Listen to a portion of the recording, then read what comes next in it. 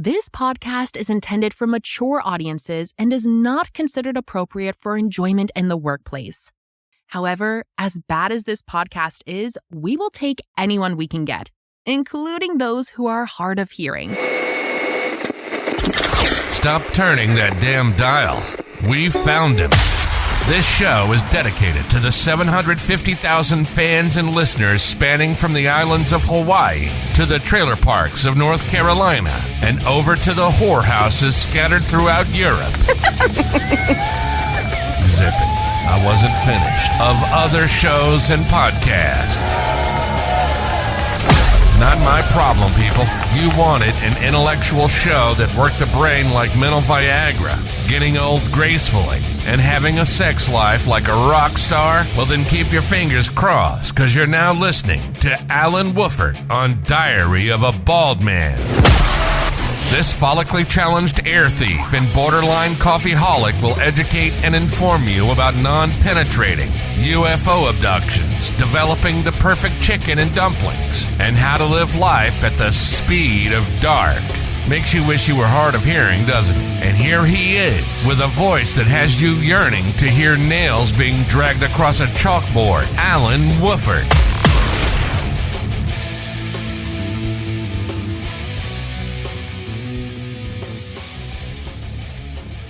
For everybody that's just joined that hasn't got onto your TikTok yet, Joe, or sent you feet pictures, where are you joining the show at from today? Oh, I'm coming out of Annapolis, Maryland, LGBTQ military capital of the country. The Naval Academy's here. So Really? I didn't know you were a lesbian. My apologies. yeah. Oh man, I am into women. I'm into whatever, man. We don't need to get into. No. And for the ladies listening, he means biologic. Alan? Yeah. Oh yeah. I'm gonna ask you a question. You ready? Yes. All right. What do you like to eat? I can't say that. My wife said I'm not allowed to say that in public forums. But for me, my favorite meal of all time is chicken and dumplings. As odd as it sounds, that is my comfort food. Oh man, actually, I don't know if I could actually help you with that here in Annapolis. I can take you to a few different places. There's one in particular would be like Vin 909 has a pretty interesting menu. Yeah. I used to know the chef there. He's my neighbor. So yeah, they make the best. Absolutely. They do pizza, but they also have a very interesting menu as far as everything else goes. I think they've had a chicken and dumplings on there before. It's a very small plate, beer and wine only. They don't do liquor. Which is good. Yeah. I don't do liquor anymore. We can get into that later. But no, it's like the number one spot in Annapolis, in my opinion. And everyone who comes to Annapolis, because Annapolis is a very interesting place. It's a snowbird town, so we get a lot of people from Florida. Oh, okay. It's very touristy at times. The summers are wild. Fucking boat shows around here. I hate boats. I live in Annapolis and I hate boats, and there's just boats everywhere. Now, is that your original home, or did you move there because you really enjoyed the community and the vibe and the atmosphere? No. So I mean, I know what I'm talking about. I got out when I met my wife. We moved up here. I'm originally from Prince George's County, Maryland, PG County, just outside University of Maryland is where I grew up. Oh wow, it's kind of like right outside. It wasn't the greatest of places to grow up. It was normal for me, like gunshots outside, a lot of drug dealings and shenanigans. Oh yeah, I've seen The Wire, so I can see that. It's just a representation of a small area, but yeah. Yeah, I mean Baltimore is a little further north from where I was, but I spent a lot of time in Baltimore when I was on heroin. Speaking of The Wire, but no, PG County was I don't know, not great school systems. Like it was very easy for me. It is very low on the education side of it. Like when I applied for colleges, no matter if I had a 4.0 or not, man, like they were like, "But you're from PG County." Like they took that. Wow. See, I would never had a 4.0 unless it was on a breathalyzer. Well, then you'd be dead. I'm just saying, if I'm going to get something high, that would be the one I would have scored on back in the day. I don't think I've only ever had a breathalyzer. Are you sure it was a breathalyzer? Well, he told me he loved me. Well, that's how it goes. No, actually, when I was in the military, so I was in the Air Force. I was security forces, and we were right next to the cop shop, and we used to get shit-faced drunk, and we'd walk over there and see who could blow the highest on the breathalyzer. That's the only time I've ever had a breathalyzer. I actually knew Army MPs that would do the same thing. Yeah. You know. Actually, wait, no, go back, because I have done breathalyzer. When I was in rehab, they had me do breathalyzers, but of course I always passed 0 because I wasn't drinking. Right. I was in rehab. Well, So let me ask you this, brother, and we'll get into the rehab, because I think that's a big thing right now with everything that's going on in the area. With you being from Maryland, why did you make the choice? I'm just curious about this, because you talked about being in the military. How did you end up Air Force instead of like Navy or Coast Guard? well, coming from College Park, so I actually I had a scholarship to Columbia University. Nice. For journalism, School of Journalism, and that took a lot, man. I had my I was in the school newspaper. I had a lot of letters written. I talked to I got a letter from a senator that my teacher set up, one of my teachers. But then I was missing half a gym credit, and I got kicked out of Latin class for. How do you miss gym? I mean, kickball is kickball. Yeah. No, so actually, it was funny. I switched high schools. I was at one high school, and I skipped class. I got pistol whipped in the woods and robbed. And then I got suspended for it. And my mom was like, "You're changing high schools." And I was like, "Yeah, okay." So I went to a different high school for performing arts. And I never took gym at my old high school to get that credit, like physical education. So I went to the next high school. I never took it there either. So it wasn't until the very end that they were like, "Oh, you're missing half a gym credit." And then they wouldn't have cared. I think they wouldn't have cared because I did a lot of extracurriculars, but I got into it with my Latin teacher, who was a very old lady. Was she a nun? Teacher was not a nun. She was just an old lady, and I called her a battle axe and a grandma, and she got very offended by that. So obviously she wasn't hot. No. Okay. No. She was a great teacher, and like I was just a dickhead. Like, that's it. I was just like a total piece of shit class clown. And I ran my mouth, and like our personalities clashed. And I think, again, because of how I was acting on other things, I think she used me saying these things as a way to like just get me out of the class. And anyway, I lost my scholarship. So I had to go to night school for gym and for one elective. They actually had night school for gym? Yeah. Wow. Actually, it was really cool. So I was the only white kid there. At night school for gym, for physical education, which was no shit. It was 2 hours of basketball twice a week. That was all we did. Huh. And all you had to do was show up and play basketball.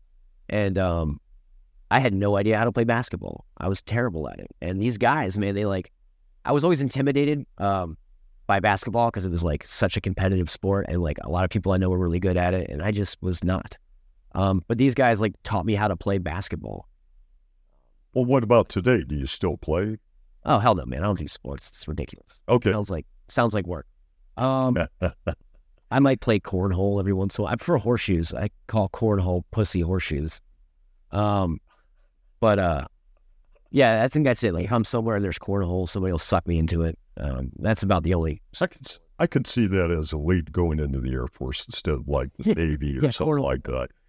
I played softball in the Air Force too, man, but I wasn't very good at that either. See, my dad did. He loved when he was in the Air Force and we were on Guam. He played baseball there and they did bowling. And when he was at Keesler, he did softball and basketball. There's something about the Air Force guys, man. They love that sport. Oh, yeah. I think they have a lot of intramural softball, and then like the basketball stuff I did a little bit while I was in the military with some friends, like for PT. Like if we had to go, they're like, hey, mandatory PT, which is in the Air Force, is just like basketball again. And I was like, oh man. But no, I graduated, right? I went to night school. I got my diploma. I was getting my diploma for the election credit, but I was also working nights at UPS. I was 19 years old. No idea what I was going to do with my life. Like everything was turned upside down. Like I didn't even tell my parents that I had applied for colleges because they weren't very school focused. Okay. And I was the youngest of two other boys, and they were both kind of, jackasses. Yeah. And Had you already taken the ASVAB, or you hadn't even taken the ASVAB? No, I had no idea. So like, again, this is post 9/11, 2004. Everybody's very like pro-America. Everyone's very patriotic at the time. A lot of American flags everywhere. And I had never even considered, I wanted to join the Army at one point when I was younger, because my dad was Army. He's a non-vet. He passed away in August. But like that was it. I wanted, and I guess I grew up watching Full Metal Jacket. Right, yeah. Platoon. And I was like, I don't know if I want to do that. But my friend, he joined the Air Force. He was one of my best friends, actually my best friend. And he joined the Air Force, and he came home. There's this thing called recruiter assistance, if you're familiar with it. But for anybody listening, recruiter assistance, the RAP program, is where after basic training, you get to go home and work with a recruiter. It's basically 2 weeks of free leave where you get to go into the recruiter's office and you hang out there. Most places across the country that do this, you come home and the recruiter's like, just go home and take your leave, man. I don't care. Oh, I thought they would have dragged you around to like your old schools and stuff so your friends could see you and things like that. I don't remember that program when I was in the Army, but yeah, that would make sense. Well, some people do that. Like they actually will. And they did that to my friend. They made him go to like different high schools and talk to people. And but he came up to me, he goes, Joe, if you act like you're going to join the military, if you act like you're going to join the Air Force, I get 2 days off and we can hang out. That is cool. That is pretty neat. I said, yeah, absolutely. I'll pretend like I'm going to join the Air Force. So I went in there and I pretended like I was going to join, because you can back out any minute. I haven't signed anything yet, and I didn't give a shit. I was getting my degree, and I planned on reapplying to Columbia and going out for that scholarship again and getting the fuck out of Maryland. And anyway, my friend Nate, he told his dad. Anyway, came back to my family, found out that I was joining the Air Force. And for the first time ever, my dad said he was proud of me. Even though it was Air Force and not Army. He didn't care. See, my dad was the same. He retired Air Force, and I went in the Army National Guard. But I wanted to be a medic, and I didn't know the Air Force had stuff like that because, the Army recruiters were the ones really pushing at the time. Air Force, not so much. Yeah, I don't know. Air Force has changed a lot, man. Yeah, but what about that Space Force thing? I still don't understand that. Actually, I talked to a guy who's in the Space Force. He's actually part of that Joint Command or whatever. He was Air Force or Navy, I think, and they sent him over to work with the Space Force, and it's fucking scary. Yeah, I'd seen some commentary, similar to like you were saying, scary shit. Guys were looking at, I can't remember the base down in Florida, but they'd removed Air Force, and now it's the Space Force, and some of the stuff like that. And I'm thinking, okay, maybe it's to integrate, this section into like NASA or something like that. And the guy was like, no, completely different, man. Yeah, you got to look at the Space Force flag, man. There's 2 constellations on there, and both of them are, they're called, I think, Cinderella planets or something. Oh. And they're Cinderella systems. I don't know, man. I'm not going to start spouting bullshit on you. Right. No, I'm dead curious about it. And we definitely. But it's the only systems that could possibly have life. So okay, it's on their flag. That makes sense. Man, that's fucking creepy, man. Like, what do you guys know? And then the UFO thing was released, which nobody gave a shit about because, aliens. Well, when you were going to the Air Force, and you were we'll get back, and you getting in, your dad being proud of you. Was that because you were thinking about being cool, flying and things like that? Is what that led up to it? Or, please finish what you were saying, because your dad being proud of you, that's cool as shit. Yeah, it was cool. But then, again, I was pretending like I was going to join. And, like, I'm not saying I'm that guy that has dad issues where I'm, like, constantly seeking the approval of my father. But I kind of got sucked into it, and I was like, wait. And then I just ended up joining. I was like, I don't know what I'm doing in my life, man. Like, and I just got roped into the Air Force. And like, did you choose security forces, or based off your ASVAB, they, talked about giving you guns and shit like that? So yeah, I was that kid. So they said, hey, you get to pick your job. You can go in like I didn't know that you could actually say, hey, I want a guaranteed career. You can negotiate with the recruiter. I was like, what? I found that out later. But I went in this open general, which is you get to pick 5 things that you want to do. And, you get sent to one of those 5 things. And one of those 5 things was security forces. And the recruiter looked at me and said, "Are you sure you want to do that?" And he tried to like dissuade me. Well, that he is. I saw the picture of the security forces guy, and he had a dog and a beret, and I'm a fucking nerd. And I was like, "That's awesome. I want to do that." And he had a gun. And I was like, "Oh, gun, a dog, and a beret."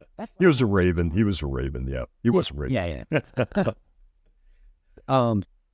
So yeah, I went in there as security forces, and like everybody, there was a bunch of people that were there for that, because at the time, the Air Force was switching over to using security forces over in Iraq a lot to augment with the Army and the Navy. So, and I don't really want to get into like stuff like that. No, that's fine, brother. But I do want to ask you this: what did you have on your dream sheet, though? Oh yeah, the dream sheet. Yeah, it was security forces was one of them, and I think it was I had EOD. I think was on there. Right. And then like I can't remember the other ones. Like I wish I could remember that. This was again 2004, man. Right. And I didn't even go in until January 2005, so it was like right on the new year. You know, I did like 4 years, 15 years ago, man. It's not. And it was like I was kind of in the military. Yeah.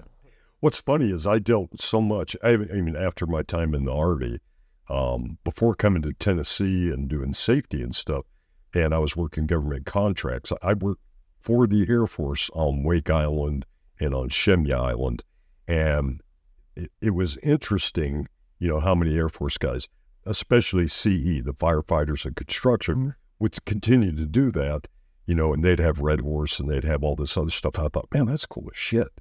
And, you know, the stuff a lot of the Air Force guys did, because a lot of security force guys that I worked with when I was in law enforcement or AFOSI, you know, they were like, "Oh yeah, this is what we're doing." And I was like, holy shit.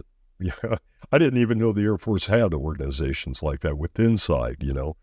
Always thought Seabees did this or Navy did this aspect, but then it's like, no, you know, Prime Beef, these other organizations will go out with separate runway, we'll do this. So that's cool.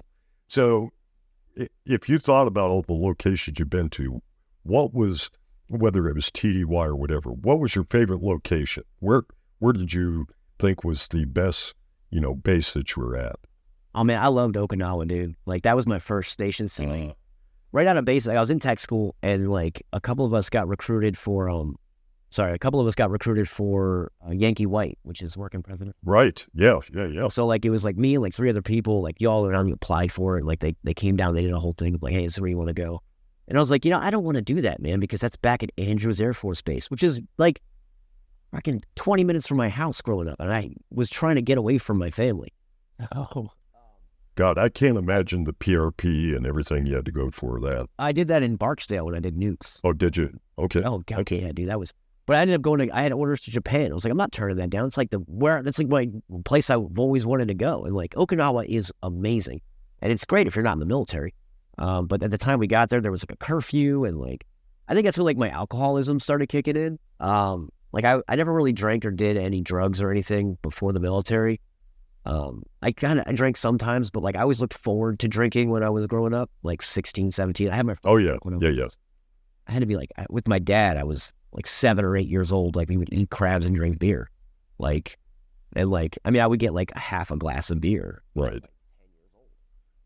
Yeah, I've got friends in Germany that says, yeah, our kids have beer, you know, with supper and everything. I mean, that's part of their diet.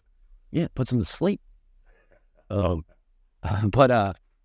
yeah, when I was over there, it was like I found my love for drinking and going out and meeting people. I'm an apex extrovert, man. I need to be around people, and I love being like, you know, the funny guy and all that stuff. I mean, I'm dead inside, but like on the outside, I like to have a lot of fun, man. And I'm self-destructive. So alcohol was... It's not self-destructive. I think they just look and say that was a self-destructive tendency and say, I'm going to try this. Now, at the time you went to Okinawa, what were you, like an airman or A1C? Yeah, I was airman. Then I made A1C, and then I lost rank. That's a great story. Jesus Christ. We had a fucking Christmas party in July, because we were all as soon as I got to base, I deployed to Iraq, and that was interesting because I never worked flight before. Like I never worked in my life in the Air Force, and my first day on the job, doing security forces shit was in Iraq, and like, which is nothing like when you're at home station. When we got back, we all had a Christmas party in July. It was called Sexness. I don't know. We thought it was funny. Capital X, everything else lowercase. Oh my God.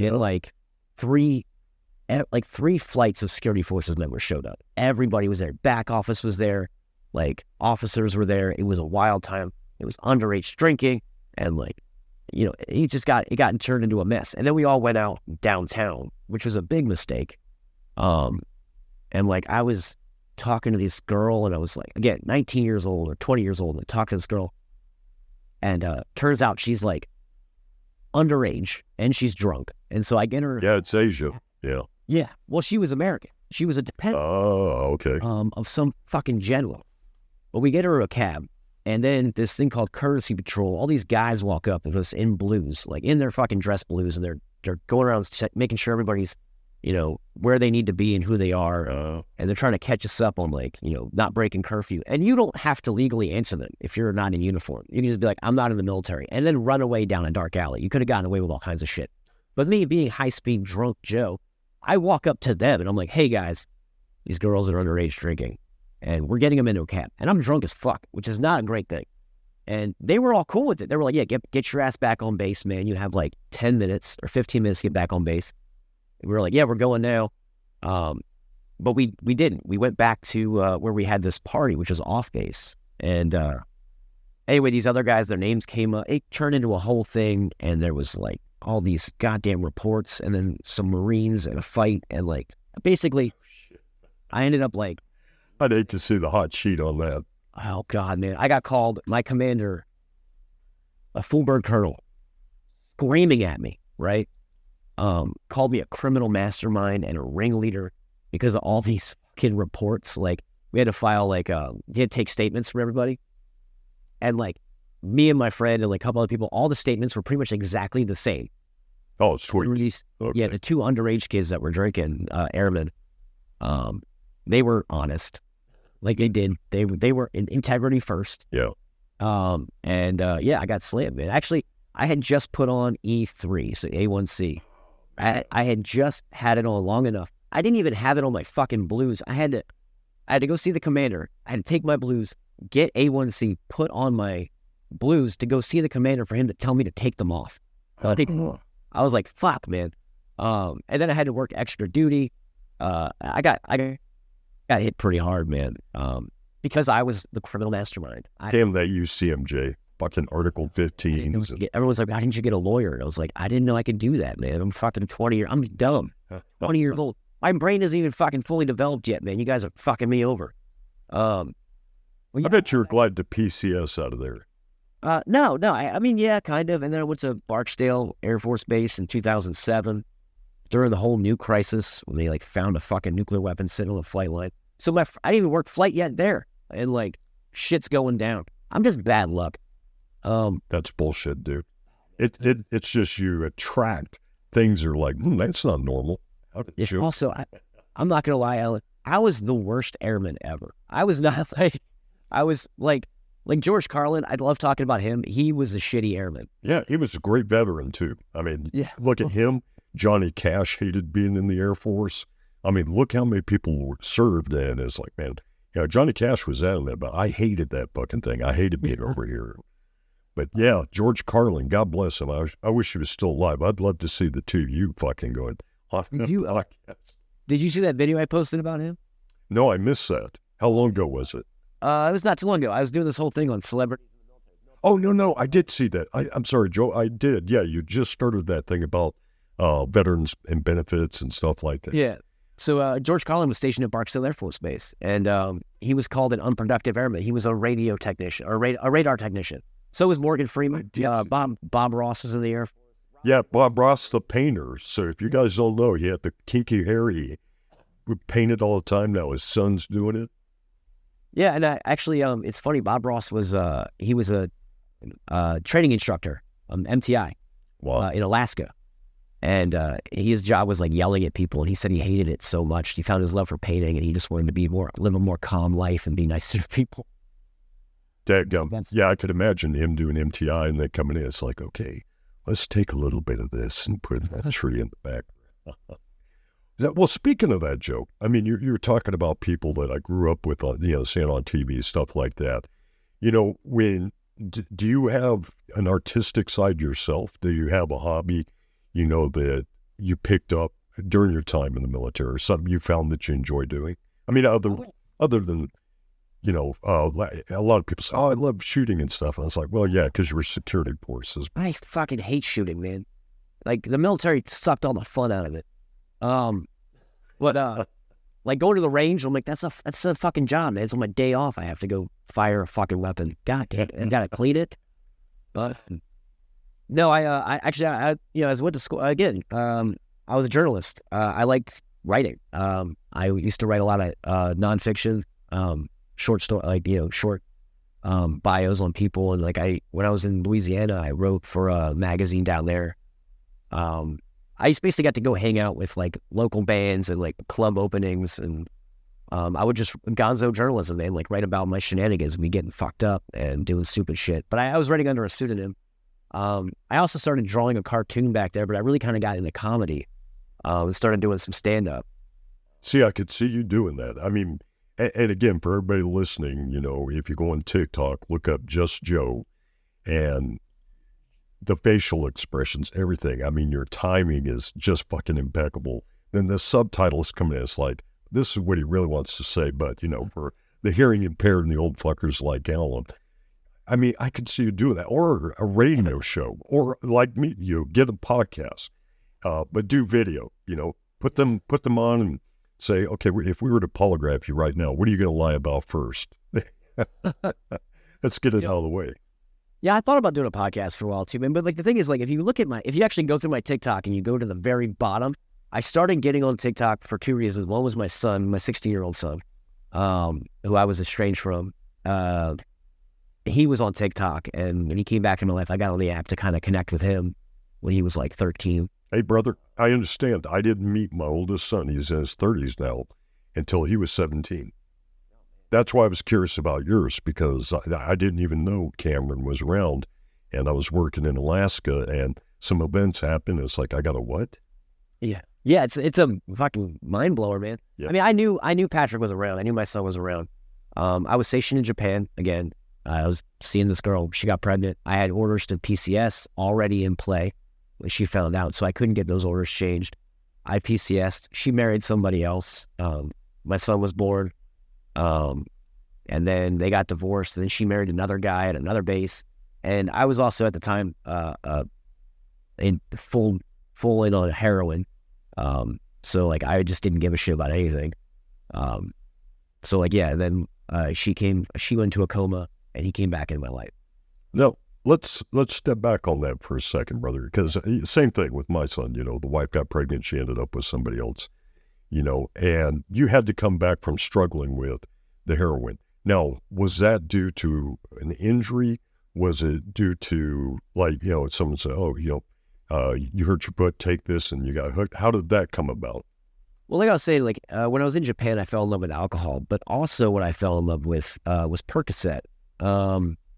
So I started doing both of those hand in hand. I used to think I was just a drug addict, but I know I'm an alcoholic. I also know that I seek intensity. But I had a throat surgery, and they gave me Percocet while I was in the military. Okay. And I didn't know you could get high on it.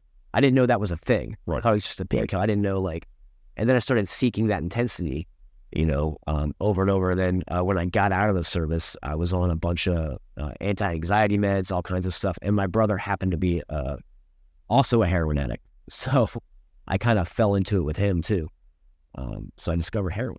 So let me ask you this, brother. For everybody listening, we see this a lot, and not with Joe, but in my current position, doing safety and audits and training, we've had to do a lot of Narcan training.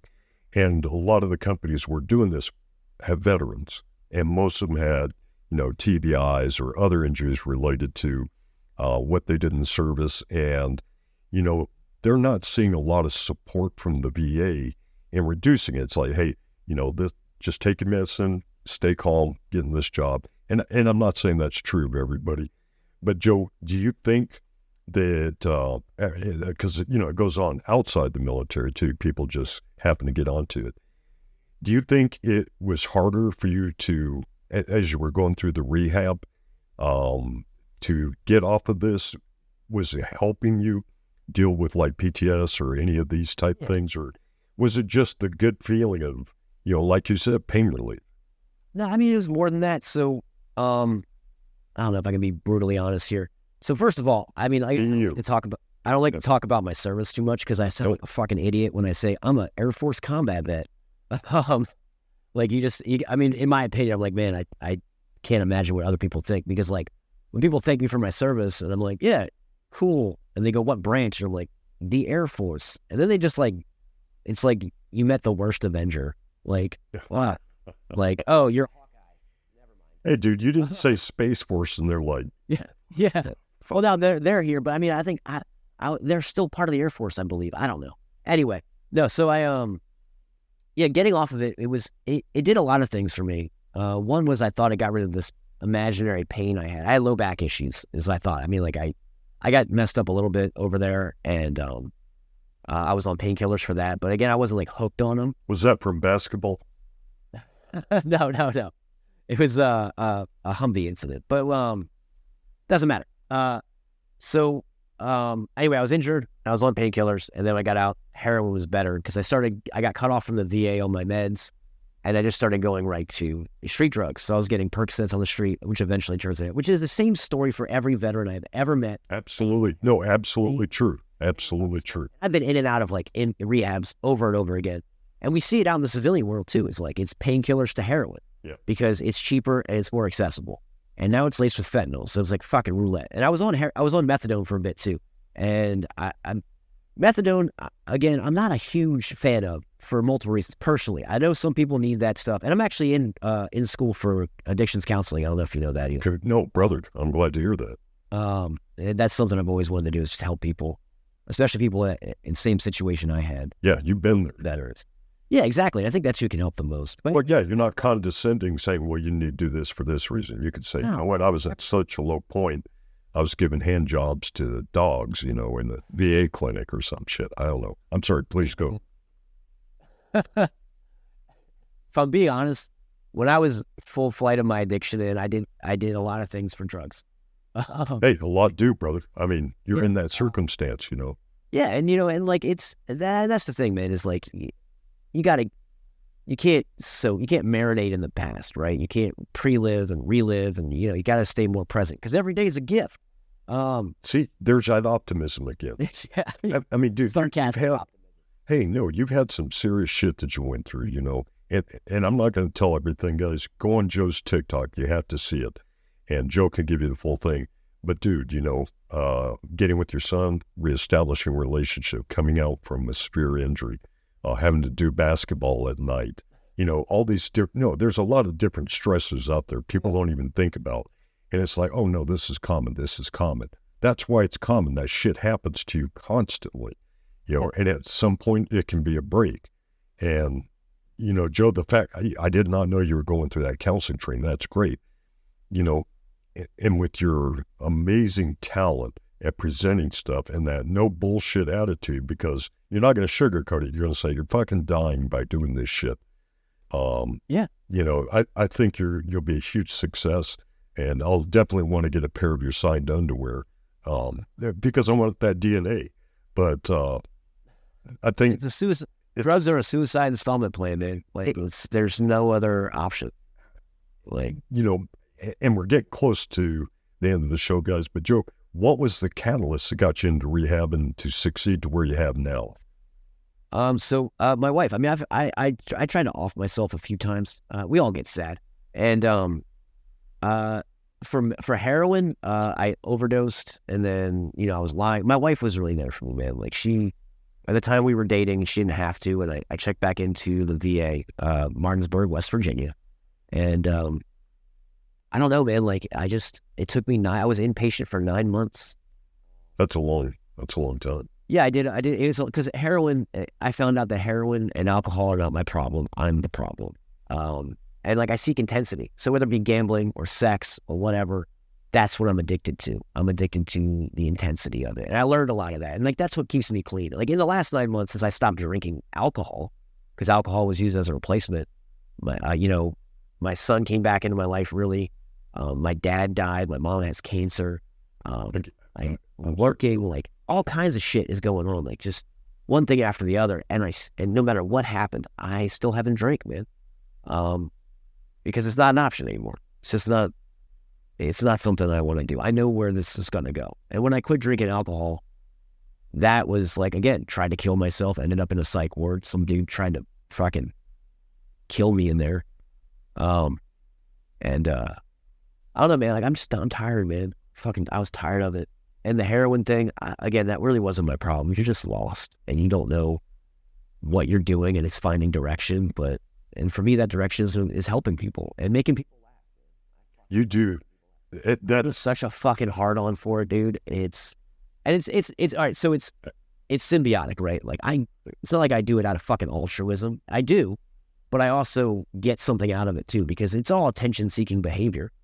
And there's nothing wrong with that. There's nothing wrong with seeking attention, because I've learned I have low self-worth, right? Like I struggle with my own self-worth. I have a bucket that has a hole in it, and I can never get enough love. It doesn't work. I was told that at one point too, when I was going through some of the counseling for the PTS, and where, I attempted suicide, and they were like, at some point we didn't get validation on this or validation on that. Other things, you're constantly fucking this up. And it wasn't my family. It was the person I was with at the time. So you kept getting that negative reinforcement. And so you would do shit, around others that did pick you up. And I mean, that is what you do, Joe, with your education and your desire to write and all that. I mean, you actually know the psychology of making others happy. You truly do. You're fucking gifted on it. And I'm just waiting for Matt Rife to call you up and say, hey, come on, do a show with me, and let's not, talk about smacking this or hitting that individual. I truly, dude, you are gifted. It's funny you said Matt Rife, but thank you so much, man. That means a lot, Alan. But the Matt Rife thing, I don't know, man. He does crowd work. I could talk about Matt Rife forever, and comedians like that do crowd work. Yeah. Which is their big thing. I've never seen any of his shows. I just know that one thing, and that's what he's going to be. I've just seen him on the TikTok, and his Netflix series came out, and I was laughing, and I liked how, a lot of the women in the crowd were like, oh, like the sister thing. Yeah, we're not going to let you talk shit like that. Well, I have a canceled joke, right? I have a joke I used to tell when I did stand-up that I would close with. I wish you'd get back into stand-up, unless it takes you down a dark alley you don't want to go. Do it. Also, I have two other kids, man. I'm at work nights. But Alan, I want to tell this joke because I cannot tell it on TikTok. Okay, go ahead. But I used to do this. I do a parental warning. It's right on the show card. So if I've been trying to get canceled for a while now, because that's a dream of mine. But I used to tell this joke about how, this is again, when I did stand up before, the whole setup is, I'm a straight white male. Sorry, everybody. And I would have to open with a preamble and end with a qualifier whenever I said anything of that could be touchy or sensitive, and I didn't want to offend anybody. So I would always start something with like, I'm not a racist. But then I would say something racist, right? Like that's usually when somebody says that. And then you would end sentences at the time with like, no homo was a big thing. Like, you would say something. Oh, yeah. Ambiguous. You'd be like, oh, no homo. So I was like, well, man, if you opened up with I'm not a racist and ended with no homo, you could say whatever you wanted in between, right? Because that's how the mentality works for straight white males. It's like, as long as I add this preamble and qualifier, we're good. So I would say, like, I'm not a racist, Alan. But if I was in prison, I would rather be raped by a white guy than a black guy. No homo. I can understand that. I mean, you got to put that into a visual and go, yeah, Alan's got a small dick where Toby over here has a pipe wrench. Yeah, I'd rather take it softer, man. A little bit of love, man. There's nothing wrong with that. Well, you need bonding. You need bonding and comfort, no matter where you are, prison, whatever. Exactly. Hey, man, love is love. It is. And speaking of love, brother, people that are listening to this, if they want to show you love and appreciation for bringing out, a lot of the challenges and a lot of the things that, you had to face, can they message you on TikTok? Do they have to be friends first? How would you like them to follow up with you? Because again, you're the first interview of the year. I wanted that specifically because I was going through some challenges last year. And nothing bad, nothing life-altering. It was just a lot of stress and stuff the wife were going through. But I'd open up and I'd look at your videos and I would fucking laugh until I sharted. And let me tell you guys, I'm going to do a promo next month about the best adult diapers if you're going to be watching Joe. But dude, seriously, one of the very first things I thought was, holy shit, he should do stand-up. Or you should do like, you're doing with the TikTok, but do videos. I'm not gay, but I mean, and watching you talk, I might say, well, I'm just rubbing this because of the tension. Yeah. I love you, brother. So you can't help what feels good. You can't help that. Well, for people that want to feel good and get more and get to enjoy it, what is the best way for them to find Joe?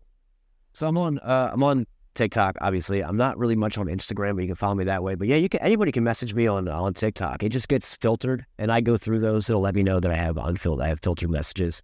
As long as you're not just sending me like wavy hands, which is like the generic hey. Like if you send me a real message, stop throwing those gang signs. Yeah, knock that off, man. My gang, I'm out the gang light. It wasn't for me. Too much of a dork. Joe, you were thinking earlier, you'd asked me about what my favorite food is. I went up to see some friends of mine up in Maryland. I just finished out an assignment in Cleveland, Ohio, and I wish I could remember. It was the biggest, best crab cakes I ever had in my fucking life. And we weren't too far from D.C. I think maybe a 45-minute drive up into your area. But I'll have to look it up and send it to you. But these things must have been a pound a piece, but it was the best crab cake I have ever had. Was it Edgewater? I think it was. Edgewater Bar and Grill, which is down there, which is really good. They have a really good cream of crab soup, and they had crab cakes. Yeah, these people, their crab cakes are so well known that they actually will ship them to you too. And I was looking it up, and it was $50 for a crab cake. And I was like, man, if I was there, I mean, it was so good. I mean, it was really that good. So if I was in your area, I'd get crab cake, red wine, and probably, I don't know if it's the blue crabs, soft shell crabs. They're out there that, people say are really good too. I'd like to try that. There's so many blue crab places, like crab places around here. I think the places that ships it out, I know there's something, not Joe Seafood. I'd have to ask Ramona or her husband Chris, because they took me there and I was like, holy shit, that was good. It was amazing. But yeah, I was licking everybody's fingers that walked by. They had it. I didn't know I was sitting right next to the bathroom, and I was like, man, that crab's kind of lumpy. But I'll be more careful. Yeah. So, Joe, thank you for joining us today. Thank you for taking time from your family and everything else, reaching out. I would definitely like, if you consider this, we got another program coming up, and the next quarter, but I'd like to have you. It's where we're bringing in veterans and stuff, that are going over, and love to have you back. And thank you so much for being so great and just bringing life and fucking humor to TikTok and the people around you. Thank you for that. Thank you, Alan. It was a pleasure to be here, and I'm glad to know you, man. So okay, I definitely will. And for everybody listening, again, go to TikTok, look for Just Joe. Be prepared to, enjoy everything you see. You have to listen, but you have to read as well. Plan, prepare, communicate, engage. Now get the hell out of here so he and I can bond for a few moments. Thank you for listening. We love you.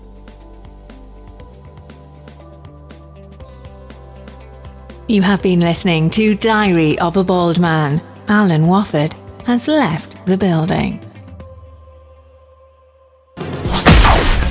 Alan Wofford has produced this podcast for entertainment purposes. Neither this nor any other podcast he produced constitute legal, medical, marital, sexual, or professional advice. The opinions and views presented by Alan are his own and do not reflect the views or opinions of employers, clients, family, Facebook groupies, promotional sponsors, or baby Jesus. Any health information shared or mentioned as an alternative does not create any patient-physician relationship or other professional relationship between the audience and the presenters. No person listening to any podcast guests from this rocket surgeon should act or refrain from acting based on the content of a podcast without first seeking appropriate professional advice and or counseling, nor shall the information be used to substitute for professional advice and counseling. As stated earlier, this show is for entertainment purposes, not how to lead or change your life. Do what is best for you or what your spouse approves of. Alan Wooford and all guests of the show expressly disclaim all liability relating to any actions taken or not taken based on any and all contents of this site.